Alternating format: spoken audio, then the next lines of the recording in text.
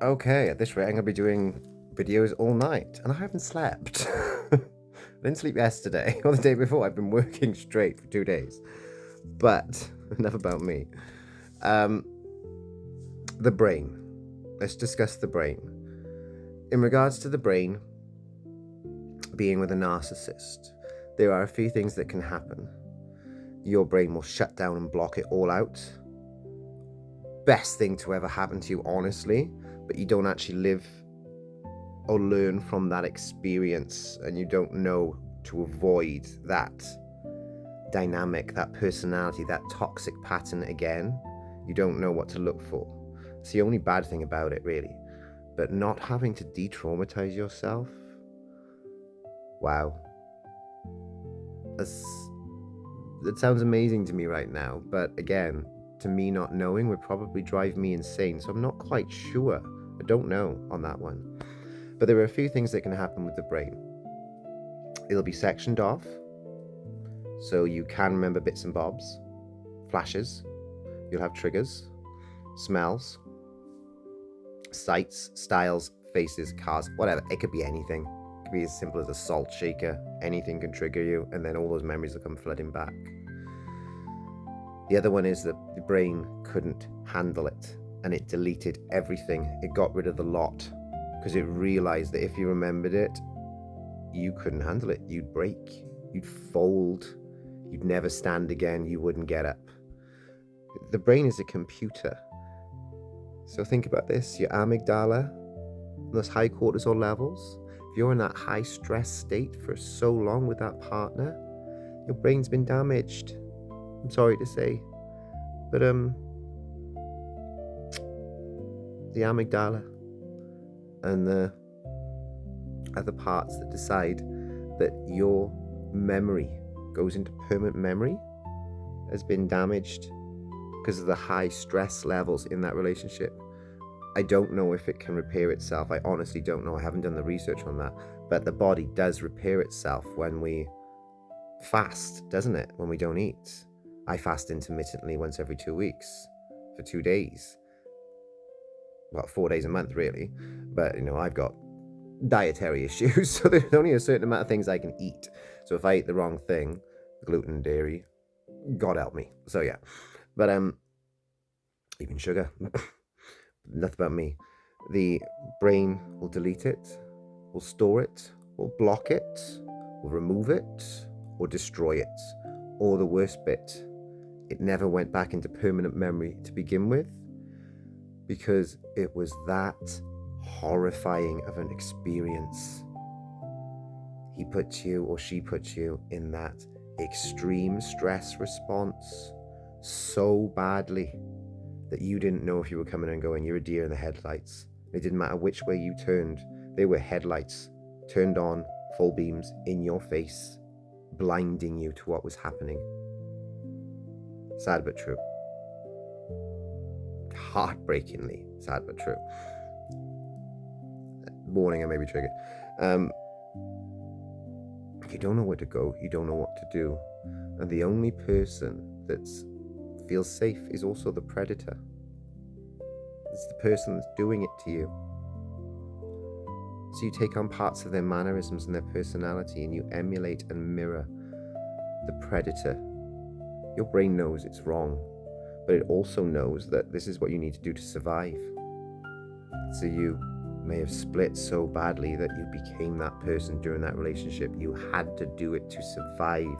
You became someone so different, so opposite to who you were or who you are, that it would make no sense to bring it back now. It's a safety mechanism. It may be an extreme one. I'm not quite sure. I need to do more research on the brain, to be perfectly honest, but it's not exactly... we barely understand it, to be honest, but it's a computer. That's what it is. It's the most advanced computer on this world. It's what computers are based on. Just like a car exhaust, that's based on our digestive system. Everything is based on biology in this world. The TV is our eyes, and so on and so forth. Headphones are our ears. We've just copied biology. That's what we've done. what we keep doing. Now we're copying the animal kingdom. Think about that, you know? But this is living tissue. It can't live in that state for a long time. It can't. I am, as my ex-partner continues to tell me, I'm a big personality, so I'm used to extreme high stress from a very young age, growing up in the pub industry. So, you know, I'm used to that. Being gay, coming out in the noughties, being attacked, being followed, being stalked. I'm used to all of that. Doesn't bother me at all. I'm so used to it. That's how and why I can remember. I can remember it so vividly now. I can't deny anything. And I've had interactions with my ex's ex. He's confirmed everything I ever thought. That is such a liberating experience, to actually have someone you never met that's dated the same person to come at you and say, can we talk, please? Can I ask you questions? Why would they do this? Why would they behave like that? I had hundreds of questions over 4 hours. 4 hours of conversation. The bloke only lives down the road from me. I've never met him in my life, but still. This person was in such turmoil and stress that he was abusing himself. And that's all I'm going to say on that. But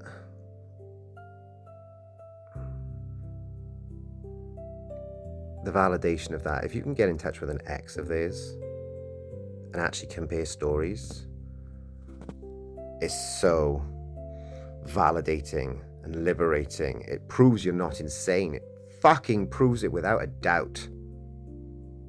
I'm lucky to have got that. I hope you all can get it too. But it all depends on the narcissist and whether or not he's bragging about you and showing pictures of you, which is a strange thing to do when he's your ex, isn't it, really? But that's also the smear campaign, isn't it? That's taking control of the situation. So there's a plan, there's a ploy. It's happening for a reason.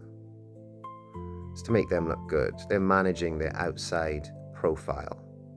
Image is all that matters to a narcissist, because they know for a fact if anyone sees them for what they truly are, they leave them. They literally leave them. I did. The other guy did.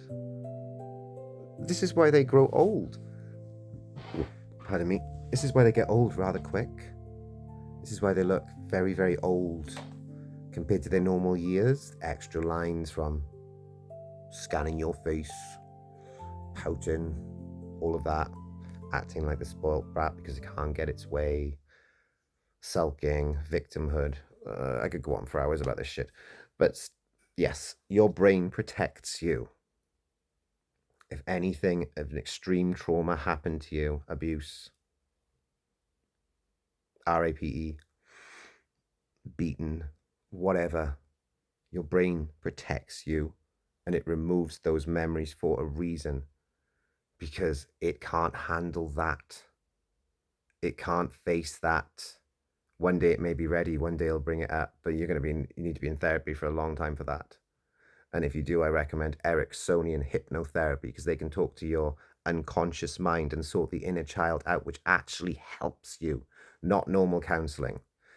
Unless that counseling is first-hand experience with narcissistic personality disorder. If they do not go to them. They will treat you with neurolinguistic programming, and it will fuck you up even more. Be very careful, because if they don't understand that dynamic and what they do, they'll treat you as the problem, and they'll enforce this grooming upon you even more. Not joking. It's a massive hole in psychology today. Believe me, they're going to regret ever meeting me. But yeah, your brain will protect you no matter what. It's who you are. It's where your soul lives. It's your spark. I'm sure you've seen The Matrix. It's the energy function. Your third eye is right there. That connects both hemispheres of the brain. Without it, it's not connected. That's a gland that regulates your hormones and everything else in your body. One of the reasons you shouldn't drink fluoride, because it calcifies it and your joints. But that's a different story. And as ever, follow Narc Exposure 369 for more. I hope this helps. Feel free to